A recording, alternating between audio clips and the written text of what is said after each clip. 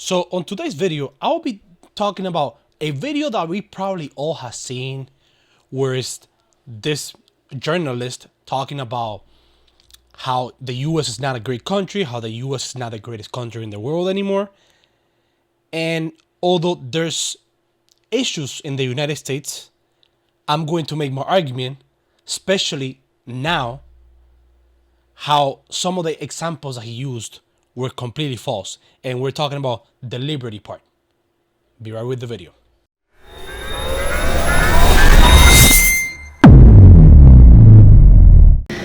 Can you say why America is the greatest country in the world? Diversity and opportunity. Lewis? Freedom and freedom. So let's keep it that way. Will? The New York Jets. No, I'm going to hold you to an answer on that. What makes America the greatest country in the world? Well, Lewis and Sharon said it. Diversity and opportunity and freedom and freedom.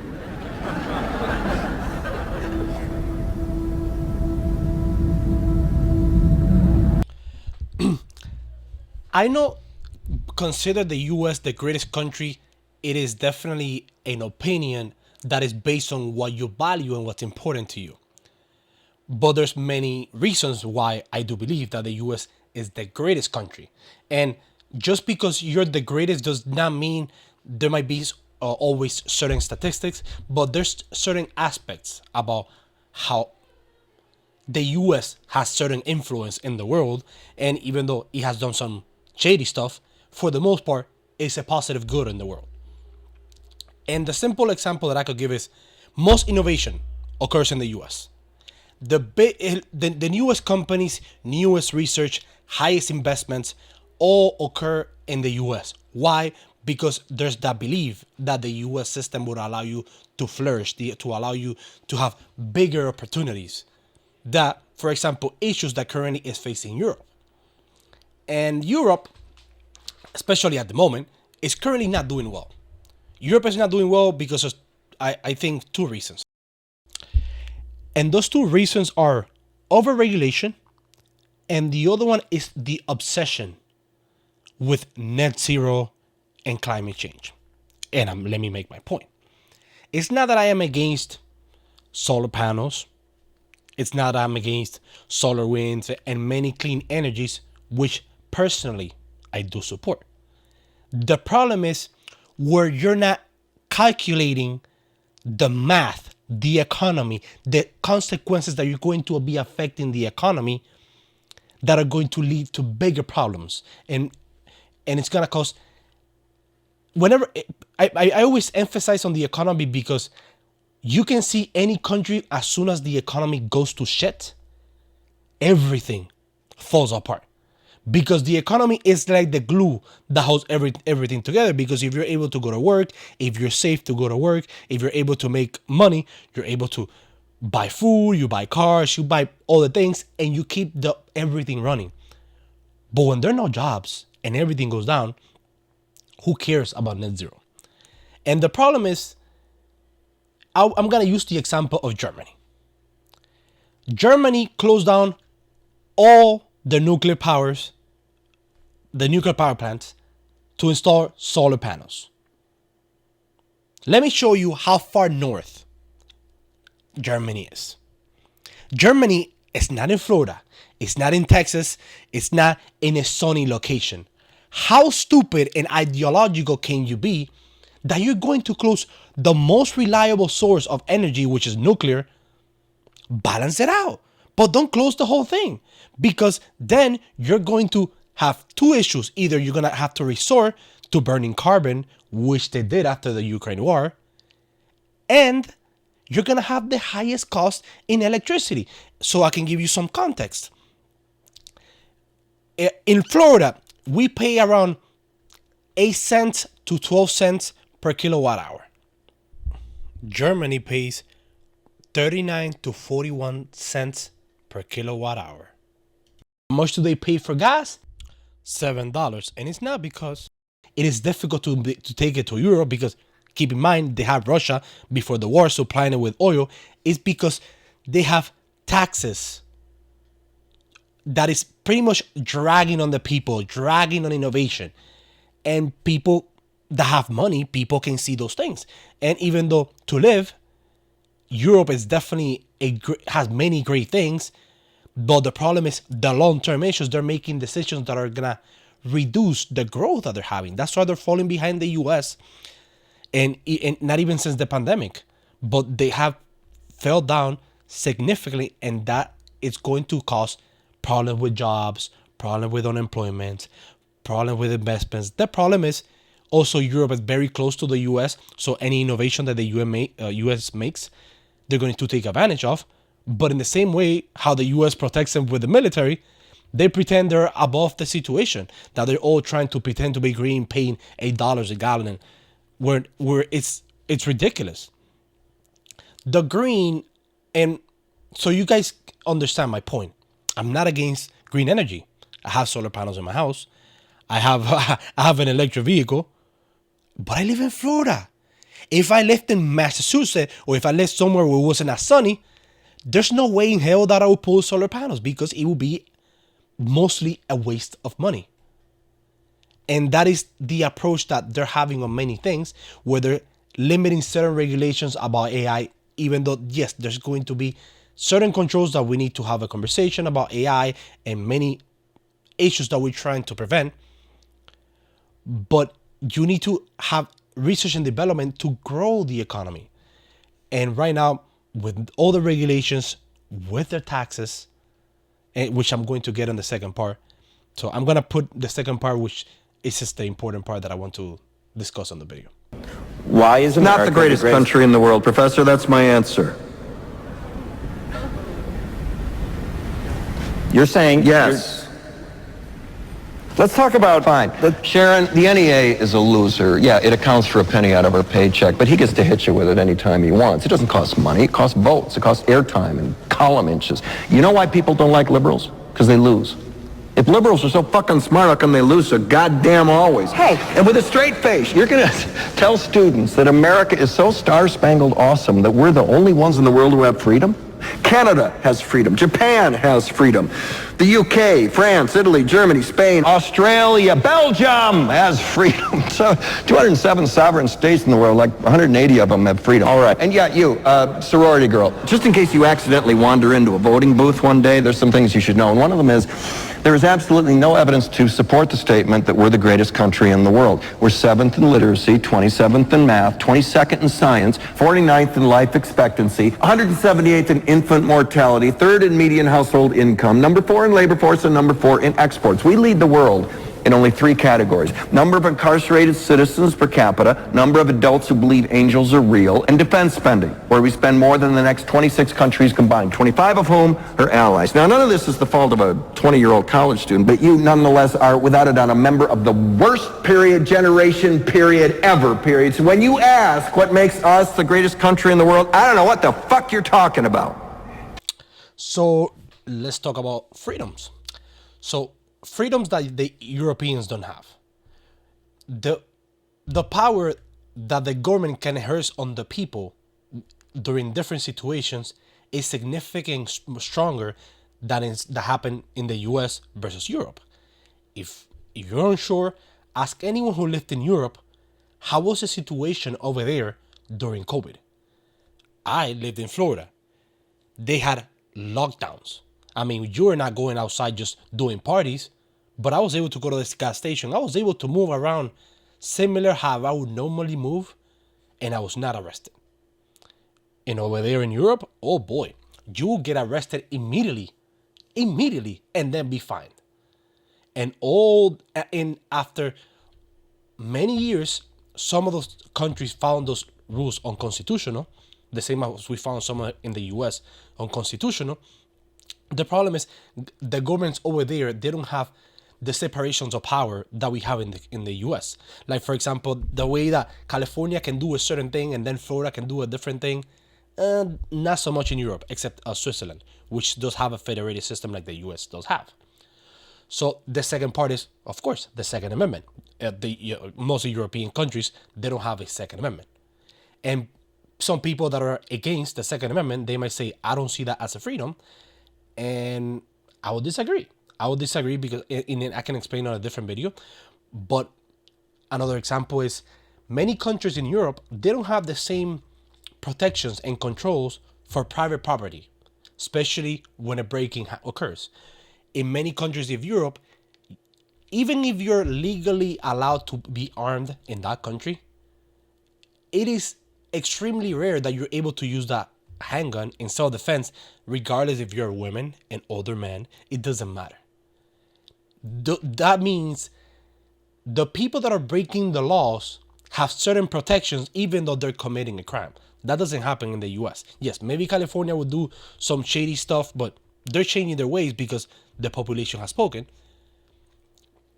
Another example where it is, I'll say different, but I'm going to use the example of Spain. Spain has something called ocupas.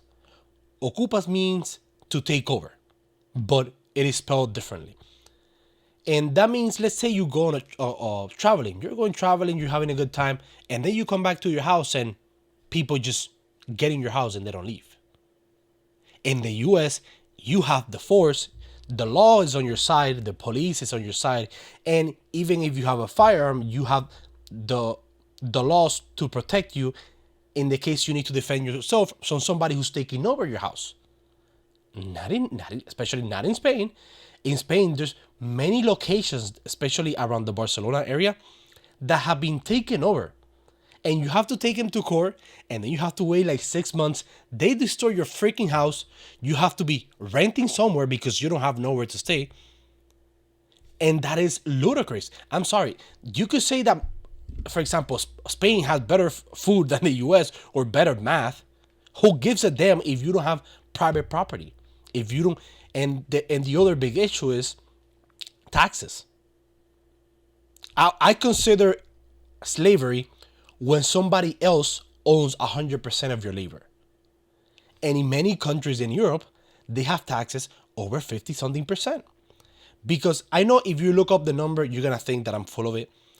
But there's have been economists that have studied if you make more than 60K a year in Spain, between all the taxes that you have to pay, not only income tax, because sometimes when you pull up those numbers, it's only going to give you the income, you pay around 52% taxes. I'm sorry, someone making 60K, yes, that is good money for Spain, but 60K is not a lot of money. The fact that they're able to take 52%, it's insane. And they will use the excuse, oh, we have a good healthcare system and we have good transportation. Yes, Switzerland has good transportation and good healthcare system, and they charge you 10% of your taxes. It is insane the fact that are able to charge you those things. The same as Canada's been following in locksteps with Europe when it comes to the taxation and the overregulation. Another example that he used, Canada. He said Canada's free. I'm sorry, what happened to the people that were protesting against taking the jab? They had their bank's account frozen. That's fucking insane. That would never occur in the freaking United States.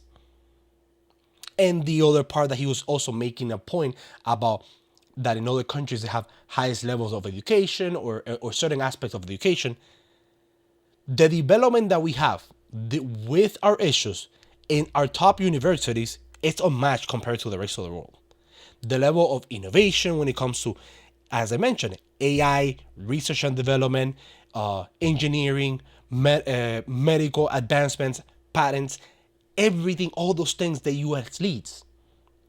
And the biggest thing that people don't like is the military. Again, I'm not saying the US is perfect. The US has flaws. Nothing made by humans, as flawed as we are, is perfect. But the US provides protection for the entire globe, pretty much, for commerce to occur without having issues, without having interventions. And whenever something happens around those issues, I'm sorry, the US is the one securing commerce around the world. Even though the agreement of NATO, which that's how it should have been. Imagine you have 15 friends and you agree, hey, I'm going to put 3% of my cash or my income to do a certain military, to I don't know, to improve the security of the house, and you're the only one flipping the bill, like the U.S. has been doing, I mean, it just says a lot. It just says a lot because they know how much they can trust the U.S. Because of course the U.S. want to partner with Europe, and we want to be all dancy. But it is important to recognize that in the important aspects when it comes to about innovation, the U.S. leads in all those things. Now, are you saying how those freedom are bad in the U.S. because you might have issues with healthcare and you might have other issues, which I agree. We have issues with our food. We have issues because our lobbying, it has so much influence that they put a bunch of garbage chemicals in our foods that are making us sick. That's the reason we're obese, and many other issues that are leading the U.S. to have a lower mortality than many other countries because we're fat. We are fat, and that's a huge issue. And also, we're eating a lot of garbage food that is not helping us. But again, the protections that we have, the separations of power, and the limitations that we have on the government that the Europeans don't have, I'm sorry.